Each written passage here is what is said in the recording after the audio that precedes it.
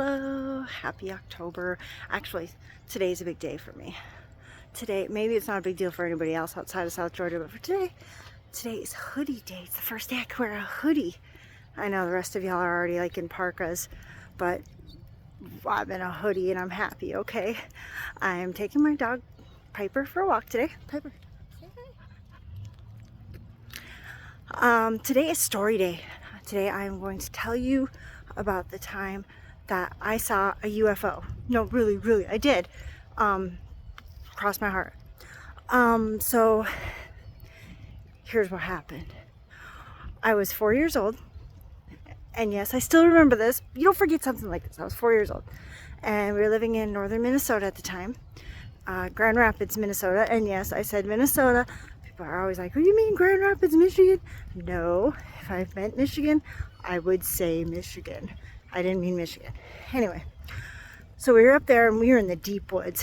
There's like nothing up there for miles and miles and miles. And hold on. Sorry about that. Very loud car. Just decided to go by.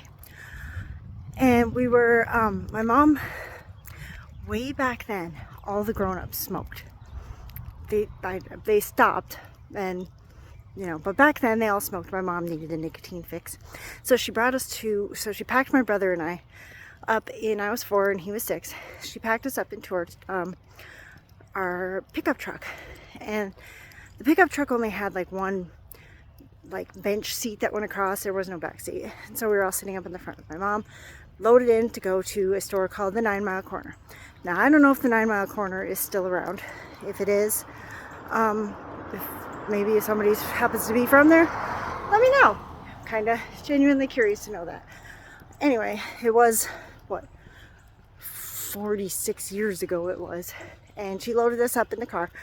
And she asked, and so we're going, and all of a sudden we see this big, giant light that went across the dashboard. Now my mom, she was too tall to look up and see what it was. My brother and I, we were little though, and we weren't wearing seatbelts because it was the 70s. And so so we went up to we looked up, and there was this giant light that spread across the front of the cab.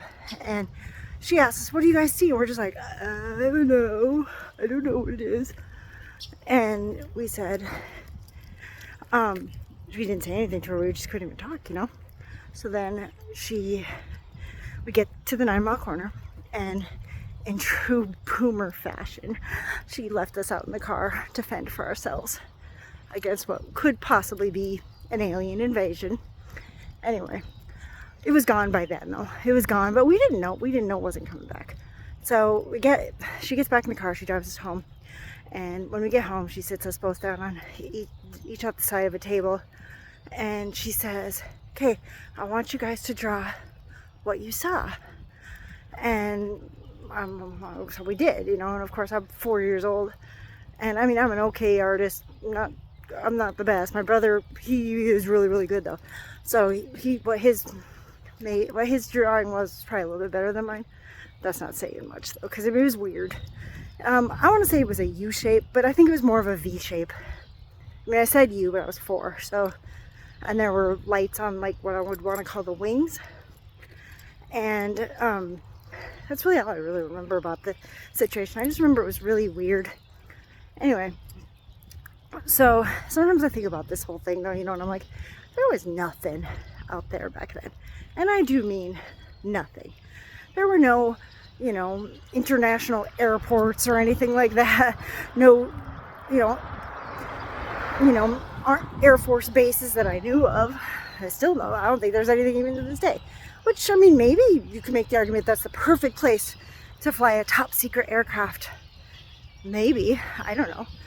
But anyway, I still think it's a UFO. And that's my story. And I'm sticking to it.